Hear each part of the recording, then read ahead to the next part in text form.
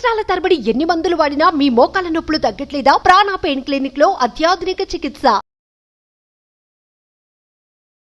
Hi hello నమస్తే, welcome to Suman TV. ప్రస్తుతం మనతో ఉన్నారు డాక్టర్ నంది రామేశ్వరరావు గారు, బిజినెస్ అనలిస్ట్. సార్తో మాట్లాడదాం. నమస్తే సార్. నమస్తే. సార్, ఇప్పుడు బిజినెస్ అనగానే కొన్ని బిజినెస్లు ఉంటాయి. అవి ఎలా అంటే గల్లీకి 4-5 ఉంటాయి. అవును. చూస్తే కిరాణా షాప్ ఒకటే గల్లీలో పక్కపక్కనే ఉంటాయి. మళ్ళీ ఒకసారి అనిపిస్తుంది, ఇంత పక్కపక్కనే పెడితే అది రష్ ఉంటుంది, ఇది రష్గానే ఉంటుంది. మళ్ళీ అవతల గల్లీలో చూసుకుంటే మళ్ళీ అక్కడ కూడా ఉంటాయి. ఎందుకు ఇట్లా కిరాణా షాపులు అనేది, అంటే ఎన్ని పెట్టినా ఒకటే గల్లీలో ఆ ప్రాఫిట్ అనేది అలానే ఉంటుందా? అంటే నిత్యావసర వస్తువులు అనేవి దొరుకుతాయి కాబట్టి జనాలు అక్కడక్కడికి వెళ్ళిపోతూ ఉంటారా? అసలు కిరాణా షాప్ పెట్టడం వల్ల ప్రాఫిటా, నష్టాలు ఎలా ఉంటాయి, ప్రాఫిట్స్ ఎలా ఉంటాయి? అంటే ఇట్స్ గుడ్ బిజినెస్ అంటే ఏం చెప్తారు సార్ మీరు? అసలు బిజినెస్, ఏ బిజినెస్ అయినా గుడ్ బిజినెస్ అమ్మా. తెలంగాణ ఇవ్వడం తప్పు కాదు, ఇచ్చే విధానం తప్పు అన్నారు.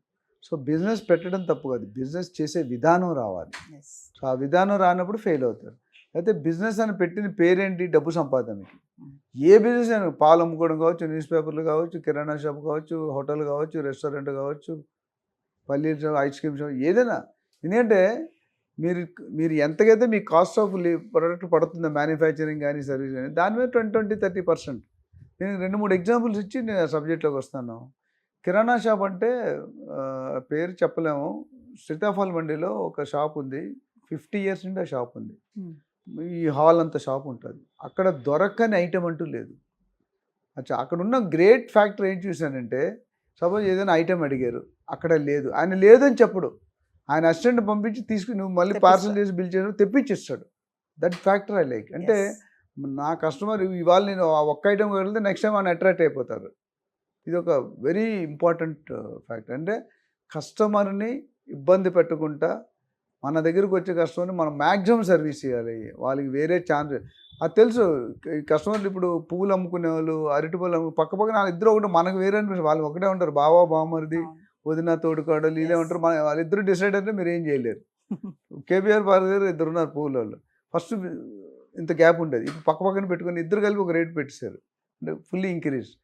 కేబీఆర్ పార్క్ దగ్గర వచ్చేదంతా పెద్ద పెద్ద కార్లు వస్తారు, కారు కూడా దిగరు. కారులో వెళ్ళి పూలు కొనడం అనేది చాలా ఇబ్బంది నాకు. ఎందుకంటే ఆటోమేటిక్ రేటు పెరిగిపోద్ది. కారు వెళ్ళే కారు పెట్టే రేట్ ఉంటుంది. బెంజ్ కారు వేరు, మారుతి నడిచి వెళ్తే వేరు. అది పక్కన పెడితే ఇంకో కిరాణా షాప్ చెప్తాను వారసుగూడలో. అది కూడా 50-60 years వాళ్ళ తాతను ముత్తాతనండి. మన నెల సరుకులు కావాలంటే ఒక 30, 40, 50, 100 ఐటెంలు కూడా తీసుకుంటారు. అని చిన్న స్క్రిబ్లింగ్ పెట్టి చిన్నది ఉంటుందండి, ఒక 3-6 ఇంచులు. ఆ ఏం రాస్తాడో మనకు అర్థం కాదు. రేట్ క్యాలిక్యులేటర్ వాడు ఇంతవరకు అండి. క్యాలిక్యులేటర్ వాడు. మీరు క్యాలిక్యులేటర్ చేసి యాక్యురేసీ ఆయన చెప్పే టైం టక్ మనం చేసేస్తాడు. అది మనం చేయలేం. ఇప్పుడున్న జనరేషన్ అస్సలు చేయలేం. They don't know. కానీ కస్టమర్ దగ్గర ఆయన ప్రిన్సిపల్ ఫాలో అవుతాడు. మీరు సెకండ్ వచ్చారు, నేను ఫస్ట్ వచ్చాను, ఆయన థర్డ్, ఆయన ముందు వెళ్ళిపోతే ఇవ్వడు. సార్ దయచేసి మేడం వెనకాల నిల్చోండి సార్, ముందు ఎవడు వచ్చారు అంటే ఒకరు ఎక్కువ ఒకరు తక్కువ కాదు. Order of business principles.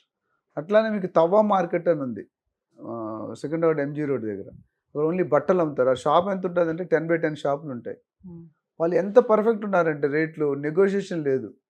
Just మీరు వెళ్ళాలా, ఇష్టమైతే తీసుకో, కష్టమైతే వెళ్ళిపో.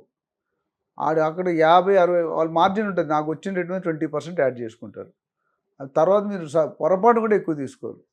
ఆ రేటు మీరు చెక్ చేసుకుంటే బయట షాపుల్లో మీకు తక్కువనే ఉంటుంది. అంటే దే ఆర్ హోల్సేలర్స్. హోల్సేలర్ వేరు, రీటైలర్ వేరు బిజినెస్. సో కిరాణా షాప్కి కావాల్సింది ఏంటంటే, చాలామంది ఇప్పుడు సూపర్ స్టోర్స్కి వెళ్ళిపోతున్నారు, సూపర్ మార్కెట్స్. రత్నదీప్ అవ్వచ్చు, మోర్ అవ్వచ్చు, స్పెన్సర్, ఇవన్నీ కూడా అవ్వచ్చు. కానీ ఇప్పటికీ ఈ ఓల్డ్ బిజినెస్ చేస్తున్నారు. వాళ్ళేం మూసేయలేదు దుకాణాలు. ఎందుకంటే అక్కడ ట్యాక్స్ల ఎఫెక్ట్ ఉంటుంది, ఇక్కడ ట్యాక్స్ల ఎఫెక్ట్ ఉంటుంది. అక్కడ మోసం చేసే అవకాశం ఉంటుంది, ఇక్కడ మోసం చేసే. ఎందుకంటే ఒకే కస్టమర్ 40, 30, 50 సంవత్సరాల నుండి వస్తున్నాడు. కస్టమర్ని చూస్తే ఆయనకి ఏం కావాలో చెప్పే వెండర్స్ కూడా ఉన్నారు. సో వాళ్ళు ఏం చేస్తారంటే క్వాలిటీ ఆఫ్ ఫుడ్. సూపర్వైజర్లో కూడా చూసుకుంటే మీకు డీమార్ట్లో దొరికే క్వాలిటీ వేరు, రత్నదీప్లో దొరికే క్వాలిటీ వేరు, మిగతా ఇతర వాజర్లో రేట్స్ వేరు ఉంటాయి. సో రేటు బట్టి క్వాలిటీ మారుతుంది. వీళ్ళ దగ్గర ఏంటంటే అవైలబిలిటీ. అంటే మెయిన్ కిరాణా షాప్లో చూసుకోవాలి ఏంటంటే, కొన్ని ఫాస్ట్ మూవింగ్ ఐటమ్స్, కొన్ని స్లో మూవింగ్ ఐటమ్స్, కొన్ని నార్మల్ మూవింగ్. ఫాస్ట్ మూవింగ్ పర్లేదు, అయిపోతుంటాయి. స్లో మూవింగ్ ఐటమ్ మీరు ఐడెంటిఫై చేసుకోవాలి. ఎందుకంటే there are hundreds of items. ఎవరైతే కిరాణా షాప్ మెయింటైన్ చేయగలుగుతారో వాళ్ళు పెద్ద స్టోర్ గాద్రేజ్ లేకపోతే టాటా స్టీల్ స్టోర్ కంటే చాలా టఫ్ ఇది. నేను చాలాసార్లు చెప్పాను, కిచెన్ రూమ్లో ఒకరోజు భార్య ఊరికి వెళ్తే మనం టీ పెట్టుకుంటే మనకు ఆవిడ కష్టాలు తెలుస్తాయి. హౌస్ వైఫ్ ఏం చేసి కళ్ళు మూసుకొని ఇక్కడ పంచదార డబ్బా ఉంటుంది, నిద్ర వస్తుంటుంది కదా తెల్లవారి, ఇక్కడ పాలు ఉంటాయి, అక్కడ టీ పౌడర్ ఉంటుంది. మనం కళ్ళు తెరిచినా మనకు అనిపించవు, ఎదుగుతూనే ఉంటాం. ఆ టీ పెట్టి వచ్చేలాడు మనం ఇంక టీ నీళ్ళు వేస్తాం. అంటే what I'm saying the familiarity. House wife కూడా అంత ఈజీ కాదు మేనేజ్ చేయడం, జాబ్ మనం అనుకుంటా టఫ్ అని. సో ఇక్కడికి వచ్చేసరికి ఏమవుతుందంటే లిస్ట్ ఆఫ్ ఐటమ్స్ ఏమి ఇస్తున్నారు, క్వాలిటీ మెయింటైన్ చేస్తున్నారా లేదా, ప్రైసింగ్ బాగుంది అంటే మనం జనరల్గా అడగం ఐటమ్ వైజ్. కానీ కొంతమంది తెలివి ఇంటికి వెళ్ళి చెక్ చేసుకుంటారు, ఇది లాస్ట్ టైం ఎంత వేసాడు ఇప్పుడు ఎంత వేసాడు, ఇజ్ ఇట్ మోర్. కొంత టోటల్ కావాల్సుకొని తప్పేస్తారు. నాకు ఎంతోమంది నేను 100 రూపాయలు ఇస్తే నాకు 500 చిల్లర ఇస్తారు చాలామంది. 100 రూపాయలు నోట్ ఇస్తే మనం 50 రూపాయలు కొంటే 450 ఇస్తారు. ఎందుకు ఇచ్చారంటే మర్చిపోయింది సార్. అది మనం ఒకసారి మనం చూడకుండా పెట్టుకుంటే కూడా మనకే పాపం తగులుతుంది. చూస్తే జనరల్ ఇచ్చేది ఇతర డబ్బులు. నిన్న సింపుల్ ఎగ్జాంపుల్ గానుగును అని అంటారు, అంటే గానుగ ఈ తెల్ల కుసుములు ఉంటాయి కదా. నిన్న ఒక ఆయన ఫోన్ చేశారు, సార్ నాకు అడ్వైస్ కావాలని. మిషన్లో వచ్చే గానుగు నూనె వేరు, గోల్డ్ డ్రాప్ నూనె వేరు, పల్లి నూనె. అదేవిధంగా వుడ్ అంటే రుబ్బురులా ఉంటుంది కదా, చెక్కతో తిప్పుతారు, ఎద్దులు పెట్టి తిప్పుతారు. అక్కడ వచ్చే టేస్ట్ చాలా మంది రీజన్ తెలుసా మీకు? అక్కడ టేస్టు, మిషన్లో వేసిన టేస్టు, నార్మల్గా అమ్మిన టేస్టు. అక్కడ అర్థం కాని ఫ్యాక్టర్ ఏంటంటే పల్లి కేజీ 120, 130 రూపాయలు ఉన్నాయి కేజీ. 3 కేజీలు పల్లీలు గాను కడితే 1 కేజీ నూనె వస్తుంది. కానీ మనకు 150 రూపాయలకి ఎలాగిస్తున్నాడు, మీకు అర్థమైందా? మనం మార్కెట్లో కొనేది 140, 150 రూపాయలు కొంటున్నాం లీటరు. యాక్చువల్గా లీటర్ ఒరిజినల్ నూనె రావాలంటే 3 కేజీల పల్లీలు గానుగు పట్టాలి. 3 కేజీల పల్లీలు 360 రూపాయలు, 370 రూపాయలు. కానీ మన 150 రూపాయలకి ఎట్లా వస్తుంది? It's a very clear fact, it's a duplicate, ఏదో మిక్స్ అవుతుందండి. అట్లా చెప్పుకుంటూ పోతే చాలా ఉంటాయి. సో నేను అనేది కిరాణా షాప్ అనేది one of the best job. No education required, no qualification required, commitment is required. పొద్దుటే లేకనే నేను ఎవరైతే ఫస్ట్ చెప్పిన షాపు మార్నింగ్ 5 o'clock వేస్తే ఈవినింగ్ 11:30 దాకా ఉంటుంది shop. The first man to open, last man to close. ఆ గల్లీలో మీరు అన్నట్టే 6 షాపులు ఉన్నాయి. With stretch of 400 meters, 300 meters 6 షాపులు ఉన్నాయి. ఇటు 3 అటు 3. అందరికంటే ఎక్కువ వాళ్ళ 5 షాపులు ఎంత సేల్ చేస్తారో వీడు ఒక్కడే అంత సేల్ చేస్తాడు. That's the commitment. So quality maintain చేయాలి, సర్వీస్ మెయింటైన్ చేయాలి, రేట్స్ ఉండాలి, కొద్దిగా హైజీనిక్ ఉండాలి. కొంతమంది రాళ్ళు కలపడం బియ్యంలో ఇవన్నీ కొంచెం జరుగుతుంటాయి.